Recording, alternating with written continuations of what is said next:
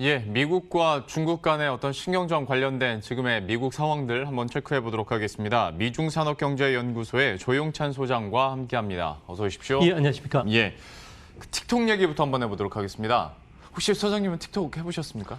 저는 틱톡을 사용하지 말라고 예전부터 경고를 받아와가지고요. 아, 그래요? 틱톡을 지금 사용하지는 않고 있습니다. 왜 그런 경고를 받으셨습니까? 아무래도 중국 정부가 그 개인 정보를 가져간다는 이야기가 있었고요. 또 그랬죠. 우리 정부가 실질적으로 개인 정보 유출과 관련해서 2억 원 가까이 벌금을 내렸기 때문에 예. 이런 부분 때문에 이것뿐만 아니라 제가 쓰고 있는 페이스북이나 인스타그램, 카톡이 있기 때문에 현재는 네. 쓰지는 않고 있습니다. 굉장히 전략적인 이유로 틱톡을 안 쓰시네요. 저는 못했습니다. 워낙 유행이어서 저도 해봐야 되지 않을까 싶었는데 일단 하는 법도 잘 모르겠고 근데 어마어마한 유행이지 않습니까? 사실 전 세계적으로 이 30초짜리 영상 찍어가지고 아니면 15초짜리 어마어마하게 파급력을 갖고 있는데 아마 우리 시청자 여러분들 중에서도 틱톡 들어봤는데 이게 뭔지 감이 잘 안 오시는 분들이 있을 것 같아서 이거 좀 설명을 해주시죠. 네, 틱톡은 유튜브와 같은 공유 앱 서비스인데요. 어플 다운받기가 또 쉽고요. 또 음악에 맞춰서 춤을 추거나 다양한 표정을 짓는다든지 메이크업과 관련된 15초짜리 짧은 동영상을 띄우게 되는데요. 이 때문에 전 세계 젊은이들 층을 중심으로 해서 10억 명 이상의 이용자들을 두고 있다고 합니다. 30대 이상에서는 현재는 이거와 관련된 가치는 모르지만 15초 내이기 때문에 아무래도 1020 세대들 같은 경우는 한 곳에 집중하는 시간이 8초 정도에 불과하기 때문에 상당히 매력적이고요. 또 대표적으로 올해 우리나라 같은 경우에는 지코의 그 아무 노래 챌린저가 이 공유 앱을 통해서 나갔고요. 이 노래에 맞춰서 가수들이 따라 부르는 열풍이 불면서 무려 1억 뷰 이상의 세계적인 대히트를 치기도 했습니다. 근데 사실 우리 좀 연령대가 있으신 분들은 그 지코의 아무 노래 때문에 틱톡을 알았다기보다 트럼프 대통령이 틱톡 얘기를 하면서 그리고 틱톡 인수전이 막 미국에서 뜨거워지면서 이 단어를 들어보셨을 텐데 그만큼 사실 어떤 경제적으로 미치는 파급력, 파장, 영향력은 크다고 볼 수 있거든요. 예, 대단히 큽니다. 2017년에 틱톡 서비스가 시작이 되면서 전 세계 같은 경우는 150나라 그리고 75개 언어로 제공이 되는데요. 레알 마드리드 그리고 FC 바르셀로나, LA 다저스, 시카고 컵스 같은 유명 구단도 앱을 운영하고 있습니다. 이 때문에 블룸버그 같은 경우에는 올해 틱톡의 모회사인 바이트댄스의 기업 가치가 1천억 달러에 달할 것이라고 했는데요. 그런 걸 보면은 거의 삼성전자의 업력이 70년이 넘었는데 이것을 따라오는 수준까지 됐다는 겁니다. 그만큼 전 세계 이용자들이 투입보다 더 많기 때문에 그런데요. 1020 세대는 미국에서는 제너레이션 G 세대라고 합니다. 보통 인구의 20% 정도를 차지하지만 미국 소비층으로 봤을 경우에 40%를 소비해주고요. 이들은 또 집합 의식이 상당히 강하다고 합니다. 이 때문에 지난 6월 달에 오클라호마 털사에서 열린 트럼프 대통령의 첫 정치 유세 때 유세장을 텅텅 비기도 할 정도로 막강한 힘을 보여줬고요. BTS의 아미 군단의 주축 세력이기 때문에 이들 세력이 지원하는 그 문화들 같은 경우에는 아무래도 엄청난 브랜드 가치를 갖고 있는 회사들이 적극적으로 홍보를 하고 있다고 합니다. 예. 참 이렇게 어마어마한 파급과 효과 그리고 영향력을 확대해가고 있는 틱톡인데 트럼프 대통령도 역시 소장님과 같은 이유로 미국 내에서 틱톡을 사용하지 못하도록 했지 않습니까? 이거 구체적으로 좀 배경 설명을 해주시죠. 네, 아무래도 트럼프 대통령이 외형적으로 드러난 그 틱톡 금지와 관련된 이야기들은 아무래도 개인정보 유출이 심각하기 때문에 그렇습니다.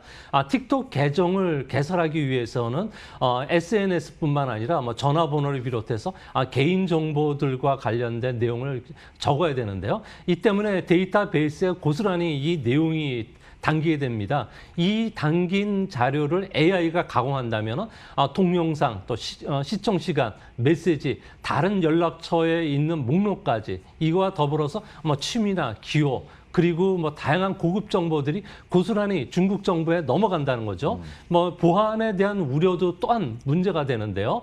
중국 테크 기업들 같은 경우에는 2017년에 정보법에 따라서 중국 정부가 협조해 달라 그러면 고급 정보뿐만 아니라 아무래도 그 협력을 해야 되고 또 비밀을 지켜야 된다고 합니다.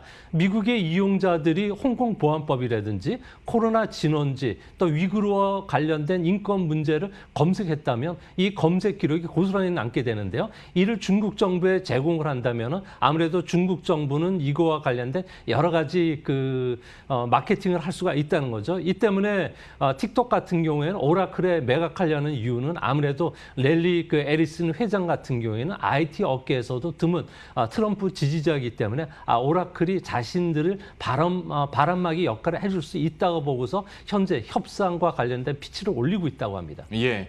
지금까지 나온 내용들로는 그러니까 이제 오라클도 유력해 보이고 여기에 이제 월마트 얘기도 나오고 그래서 뭐 이렇게 둘이 합치고 여기에다가 사모펀드 투자자까지 합쳐서 뭐 지분 50% 이상을 갖고 가는 거 아니냐 뭐 이런 얘기들은 나오고 있습니다. 뭐 확정된 건 아직 없습니다만은 이거 어떻게 흘러가고 있습니까? 네, 틱톡과 관련해서는 가장 중요한 문제는 아무래도 그 프로그램 서비스와 관련된 AI 알고리즘인데요. 한 이용자가 틱톡에서 동영상을 봤으면 이 동영상과 관련된 유사 동영상들을 추천해주는 이 AI 선택 프로그램 같은 경우에는 상당히 그 알고리즘이 뛰어나다고 합니다.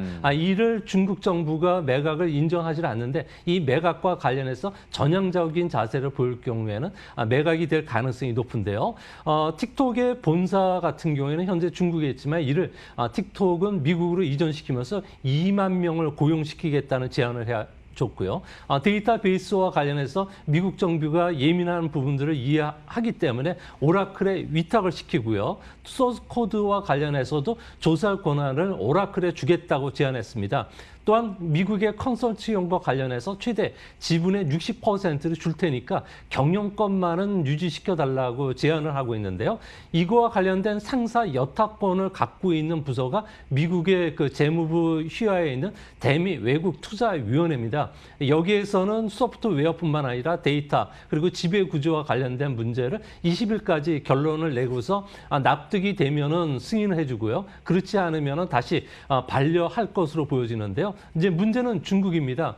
중국 같은 경우에는 미국의 압력에 굴복했다는 인상을 주기 싫기 때문에 아무래도 알고리즘과 관련해서는 미국이 화해와 관련된 제재를 풀어주지 않는 이상에는 제공하지는 않을 것으로 보여진다는 점에서는 결국 대선 이후에 중국이 매각 여부를 최종 결정하지 않을까 보여집니다. 그러니까 얘기해 주신 것처럼 20일까지 매각을 하라고 했고 11월 22일까지 매각 절차 완료하지 않으면 그 모회사인 바이트댄스에 대해서도 뭐 이제 규제를 하겠다라고까지 엄포를 놓은 상황이라 글쎄요, 당장 20일 안에 어떤 새로운 소식들이 업데이트되는지 한번 계속 봐야 될 것 같습니다.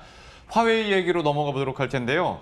이제 여기는 추가 제재가 시행이 됐고 앞으로 어떻게 될 것인가, 특히 스마트폰 부분과 통신장비 업체 분야에서 시장에 어떤 변화들이 있을 것인가에 많은 분들이 궁금해하시는데 좀 어느 정도로 평가하십니까? 네, 화웨이 같은 경우에는 작년 5월 14일 날이었죠. 120개 서플라이 체인망이 공급이 단절이 됐고요. 또 이번에도 92개 공급망이 이제 끊어졌습니다. 이 때문에 화웨이 같은 경우에는 부품이라든지 소프트웨어와 관련해서는 2년치 정도 재고를 쌓고 있기 때문에 내년 여름까지는 기존 제품을 생산하는 데는 큰 문제가 없다고 합니다. 화웨이 같은 경우는 앞으로 더 공격이 가해질 것으로 예상하고 있기 때문에 미국 의존도를 제로로 하는 탈아메리카 정책을 추진하고 있고요. 이 때문에 스마트폰의 OS라고 할 수 있는 하모니도 자체적으로 개발하는 그런 모습이 나타나고 있습니다. 이제 문제는 최선의 시나리오라고 하더라도 신제품을 출시할 수 없기 때문에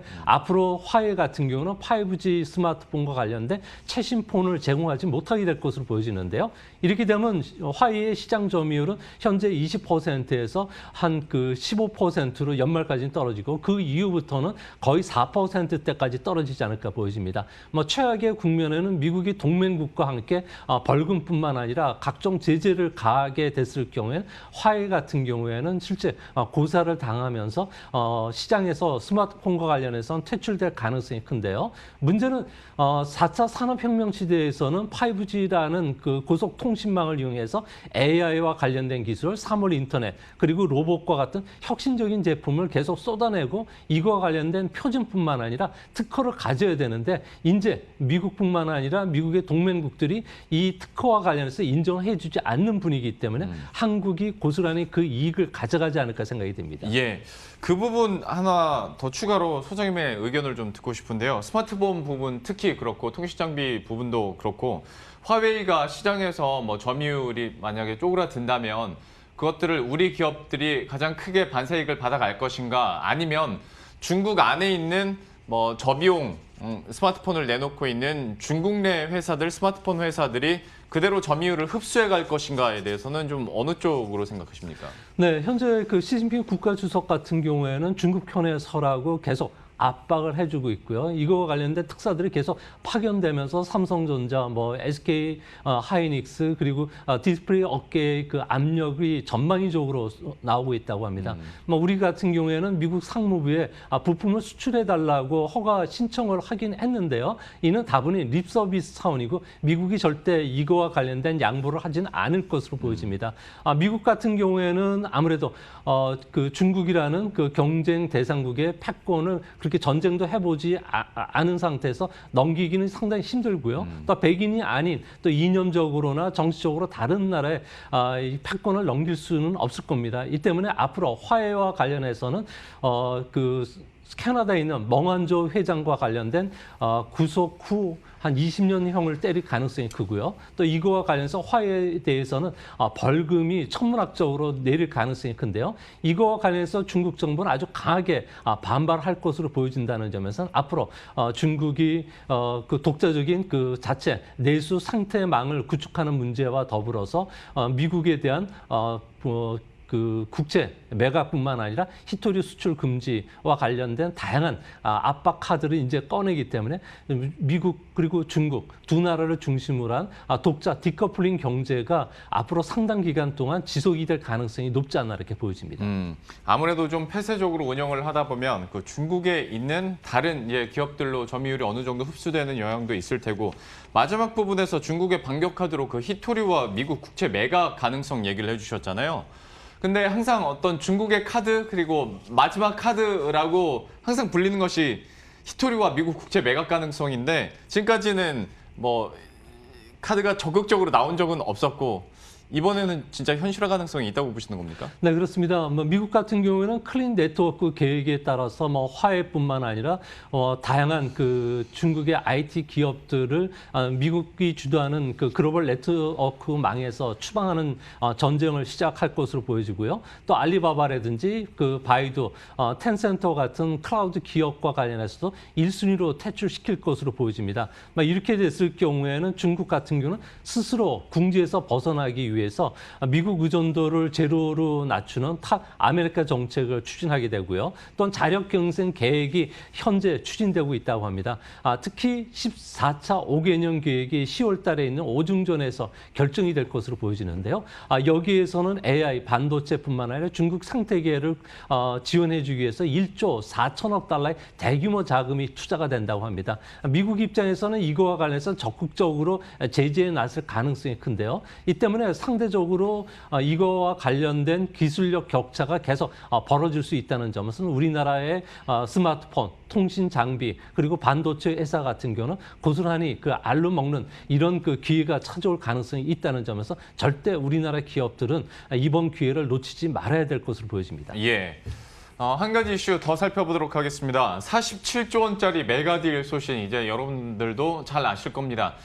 미국의 엔비디아가 영국의 암을 인수하기로 했는데요. 이렇게 하다 보니까 아무래도 이제 반도체 시장에서 대격변이 예상되고 있고 또 우리로서는 사실 제일 궁금한 건 우리나라 기업들에게 어떤 영향을 미칠까일 것 같은데 지금까지 나오는 거로는 특허 갑질 시작되는 거 아니냐. 그러면 삼성전자가 아무래도 좀 제약을 받을 수도 있다. 뭐 이런 걱정은 나옵니다. 여기에 대해서 좀 어떻게 보고 계십니까? 네, 소프트뱅크가 지난 그 4년간 그 들고 있었던 암과 관련해서 매각하면서 80억 달러 정도 이익을 챙겼는데요. 하지만 이 이익을 고스란히 현금으로 챙긴 게 아니라 주식으로 달라고 했습니다. 한 8% 정도 주식을 받게 되는데요. 아무래도 소프트뱅크 손정희 회장 같은 경우에는 미래 반도체 시장의 주요 전쟁터가 AI 반도체가 될 것으로 예견했기 때문에 그렇습니다.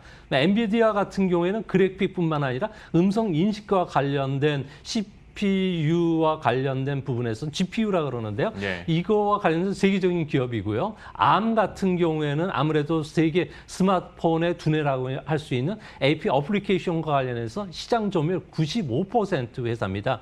이 두 회사가 합치면은 1차적으로 아무래도 그 데이터 센터와 관련된 AI 반도체 부분에서 생산 점유율을 1위로 가져갈 수가 있고요.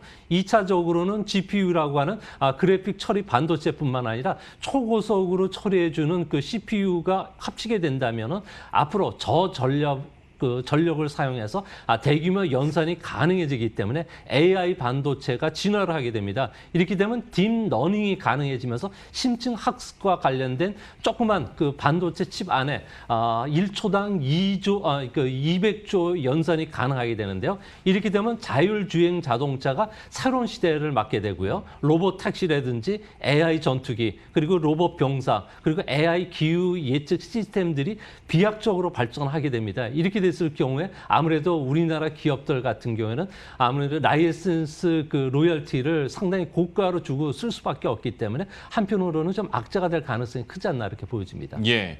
그럼 마지막으로 이것만 여쭤보겠습니다. 아직 그러니까 인수하기로 발표는 했는데 인수 절차는 남아 있는 상황이지 않습니까? 네. 그런데 지금 나오는 얘기로는 뭐 앞에서 틱톡이나 화웨이 문제와도 일맥상통하겠습니다만 미국과 중국 간의 이런 갈등이 계속 심화되다 보니까 어떤 반독점 심사에서 중국이 반대할 수도 있다라는 얘기들도 나오고 유럽 국가들도 지금 반대하는 분위기로 알고 있거든요. 그럼 이게 변수가 되지는 않을까요?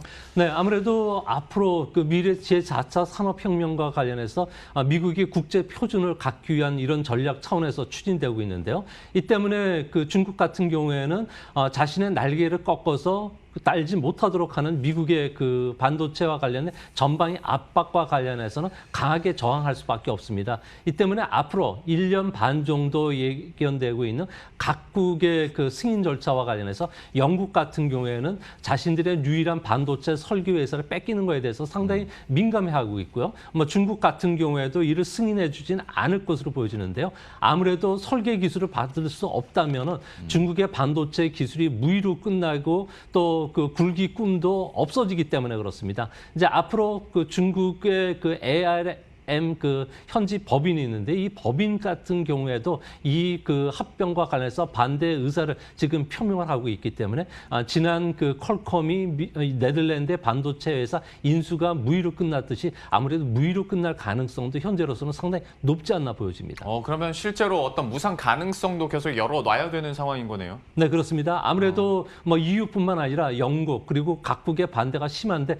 예. 이 반대를 무릅쓰고서 합병을 추진할 수는 없는 것으로 보여지는데 이렇게 되면 미국이 추진하는 모든 그 합병과 관련해서 영국뿐만 아니라 중국이 강하게 반대를 할 것으로 보여지기 때문에 앞으로 정치적인 그 협력을 하지 않는 이상에서는 이번 협상은 사실상 좀 어렵지 않나 이렇게 보여집니다. 지금으로서는 어떤 경제 이슈들도 다 정치 외교 사안으로 계속 이어지고 있는 상황인데 엔비디아의 암 인수 절차도 어떻게 마무리가 될지 한번 계속 지켜봐야겠습니다.